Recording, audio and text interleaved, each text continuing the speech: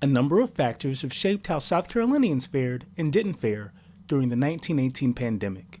Among the state's African American residents, discrimination, poverty, lack of access, dense living situations, plus the repercussions of being thrust into a world war remain contributors.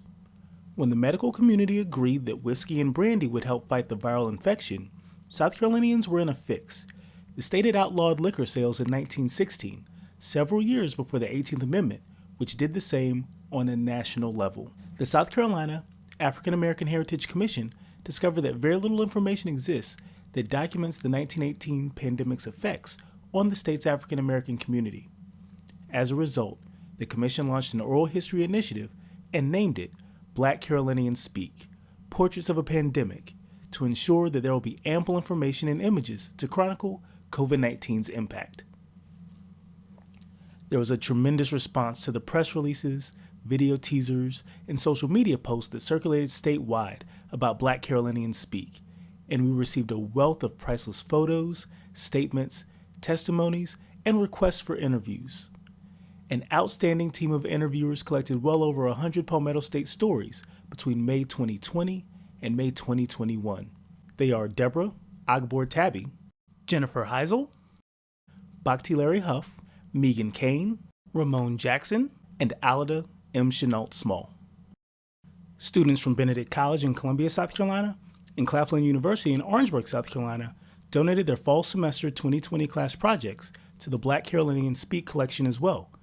Collectively, the various experiences, thoughts, and artistic expressions collected that reflect COVID-19 impact among South Carolina's African American community will provide valuable documentation that will be available for generations to come and will be housed at the South Carolina Department of Archives and History in Columbia. Some Black Carolinians shared their thoughts on the new normal, which has assumed many forms to include distinct words, phrases, symbols, and behavior. Signs and stickers posted outside and inside businesses have been a constant since March 2020. Touch-free temperature taking, abundant sanitizing stations, and virtual gatherings for businesses, school, and pleasure have dominated our day-to-day throughout the Palmetto State, many recalled. Other Black Carolinians that were interviewed recalled how wearing facial coverings in public became a necessary standard practice, and how people began using this form of personal protection to self-express also.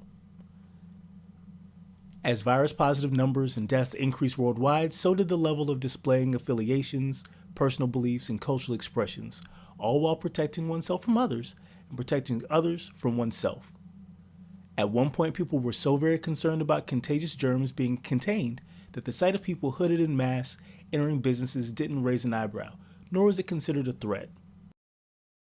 Following is a brief introduction to the wealth of thoughts, insights, and experiences that Palmetto State residents shared with us as they bravely worked their way through the disruption and uncertainty that the 2019 coronavirus generated. Joseph McGill is a South Carolina African American Heritage Commission charter member and founder and executive director of the Berkeley County-based The Slave Dwelling Project.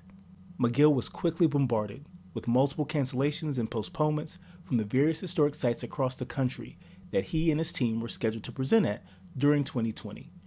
Soon he discovered that incorporating layers of technology would become a must, rather than a may, and it would also become a critical factor for them to maintain successful communication with their quarantine supporters and audiences. And one thing that that we figured out is we got to remain relevant, and remain relevant meant for me just going back to the basics. Instead of sleeping in these places with lots of people, sleeping in these places by myself, and using the technology to bring the audience in with me, similar to what the two of us are doing right now. It's not the old way of doing things, being there physically, where eye to eye, there's a campfire usually, and that inspires conversation. Well, we can't do that now. Now they're the Zoom calls, a Zoom call that I could easily do from right here where I'm sitting, but if I'm at the site doing the Zoom call, it gives it much more oomph, if you will, more relevance. The impact is we touch more people now. Oh, Yeah, we touch more people in the sense that, a lot of folks have been telling me, well, I couldn't get there physically for whatever reason, that might be, but through Facebook Live, through Zoom, they can. Horry And what County resident Rena Smith says that she called her husband one day during 2020 and said, "I think God just gave me a little song." And I sung it for him. That song, Closer, was later pressed on the CDs and released in August 2020 on YouTube. I wanna be close to you, my God. I wanna be close to you, my God. I just want to be close, closer to you, Lord. Oh, I wanna be close. I've gotta be close, my God. Kenyon Gray was a Benedict College junior learning virtually at home in California when he was interviewed by classmate Carter Harris in October of 2020. Gray reflected on his first hearing about COVID-19. He discussed life changes that he witnessed through the months, and he also shared thoughts on Black Carolinians Speak. Hi, my name is Kenyon Gray. I am a junior accounting major attending Benedict College. Um, I am from Vallejo, California. So yes, I decided to go to Benedict. It was an adjustment, but it was a good choice. Being that you are from California, how can you relate the COVID-19 pandemic to what has been going on over there with the fires? But luckily, now that we're getting into the late fall, early winter months, we are not experiencing as much fires now that we were in maybe September.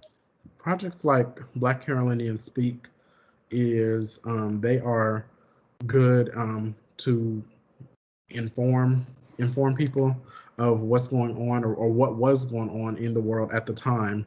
Maybe I want to go 20 or 40, maybe say it's 2040, 20 years into the future, and I want to go back and teach my kids, or if I'm teaching a class, maybe I want to teach my class about how times were back when I was in college and in their shoes, or whatever you want to call it.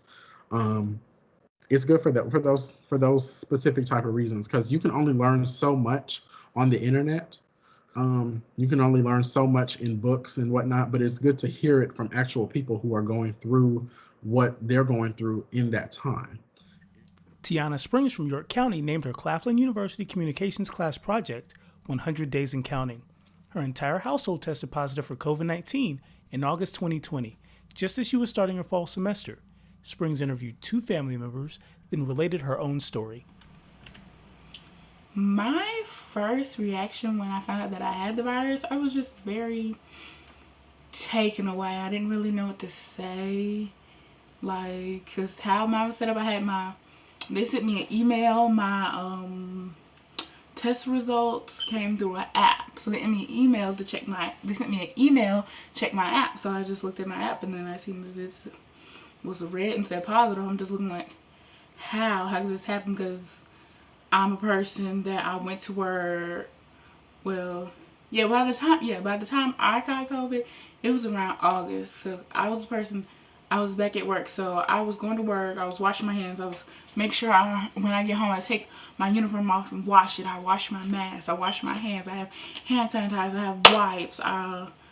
I made sure to cover all the bases. I was doing what I could to stay safe. Not safe, taking my multivitamins, but like that, it's not, because I was getting tested. I didn't have any symptoms. It was like, I feel fine. I'm fine. Nothing's wrong with me. I'm just going to get tested I got tested because there was a rumor that somebody in my family had it. We wasn't sure yet because they were still trying to figure out, because some people were saying that he had a cold and other people were saying no, it was COVID, and he had to get tested. had got his test but didn't get his test back. So I and my other family members went and got tested, and mine was like the second one to come, and it was that I had it, and it was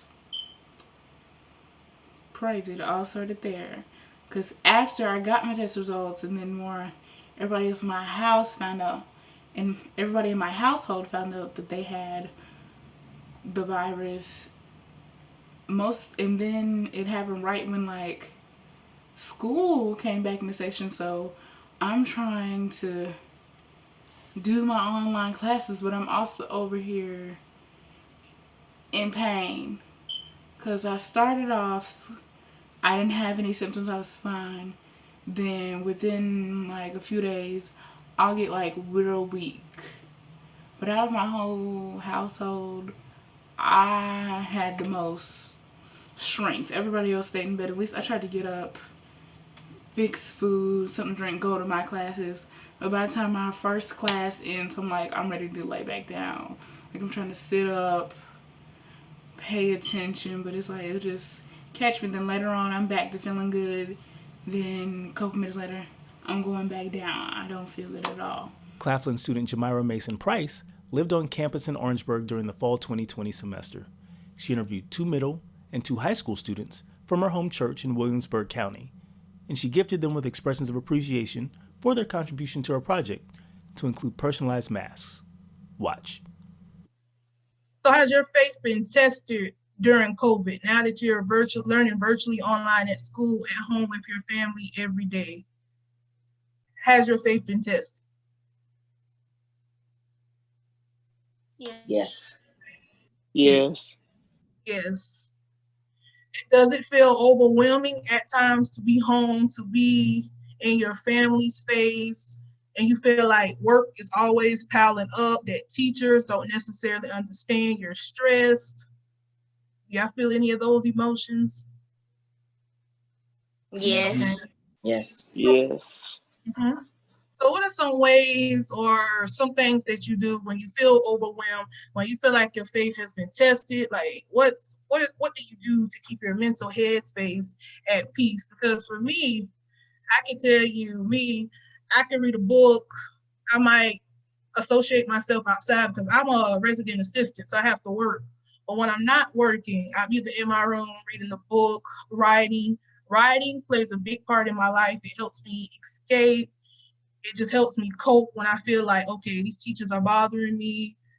Let me put this on the back burner. Let me watch some TV. Let me just do something. So what are some ways, some things that you do to just wind down, relax?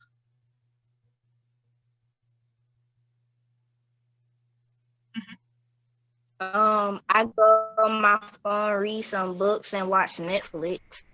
Okay, Netflix is good. I watch TV and I listen to music. Okay. I watch TV. Okay. Think of good thoughts, happy thoughts. South of Orangeburg County in Beaufort County is where Claflin student Falade Oyewole went to the Oyetunji African Village in Sheldon to discuss COVID-19 impact with the Oba, or King. I would like to welcome you to the Oyetunji African Village, the only village in the USA.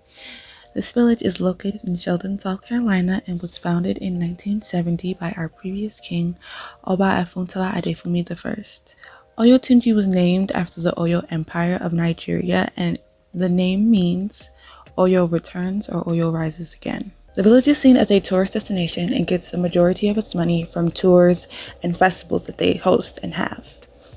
During the pandemic, they've had no festivals and very little tours due to the lockdowns and the procedures that are needed to keep people safe.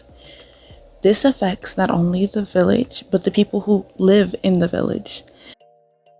Because of this, I will be interviewing Oba Adejugbe Adefumi II, or the king of the village. Here is what he had to say about the impact of the coronavirus on the village and the people there. The coronavirus. What has the coronavirus done to most impact the village is that it gave most everybody an opportunity to reflect on what health measures they were taking, with natural health measures they were taking to protect themselves. Number one, so it opened their eyes up to natural medicine and remembering their African culture through the remedies that people were sharing and offering to each other. And also it gave the community the opportunity to galvanize itself internally and become and go within itself with the quarantine. You know, we didn't have festivals, we didn't have tourism for the most part for a very long time. And so the community had to go inside itself and prepare food for itself and cook with itself and love itself all over again. So above all, the coronavirus was able the quarantine was able to put people in a space of retreat, a space of relaxation, a space of reflection, and a space of understanding that this is a test and it is a challenge. And so we see it through the African lens and through the lens of our ancestors as a test and a challenge.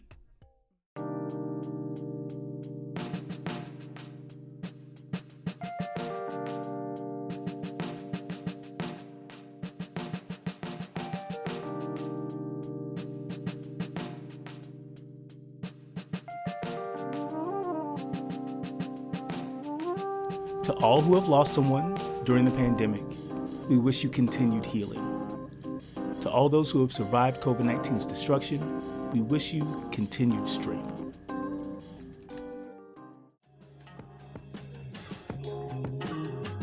Speak up and let your voice be heard. Let your voice be heard. Let your voice be heard. Speak up and let your voice be heard. Let your voice be heard. Let your voice be heard. Speak up and let your voice be heard. You deserve to be heard. Speak up and let your voice be heard. You deserve to be heard. You deserve to be heard. We can't be silenced. We pray for wisdom and strength and grant me balance to conquer any challenge. Disrespecting cause it's real and a blessing to be healed from. The legacy history of our people. I went to a church function one night, and a young man got up in church, and he made a statement, and everybody laughed at him. And he said, "You don't understand me, and I don't understand y'all. We got to disconnect. I don't understand what you're talking about." And he kind of like talking with his hands and stuff like that. He said, "You don't understand me." And I think that's where the disconnect comes in.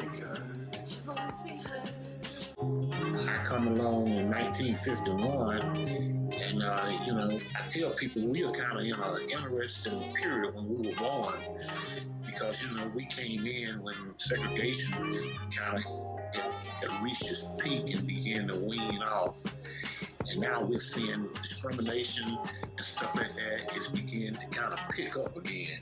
We kind of sit right down in the middle of that, and we see both sides of it when it began to wean off, and now we're seeing it begin to escalate again. You deserve to be heard. You deserve to be heard. You deserve to be heard. You deserve to be heard. You deserve to be heard.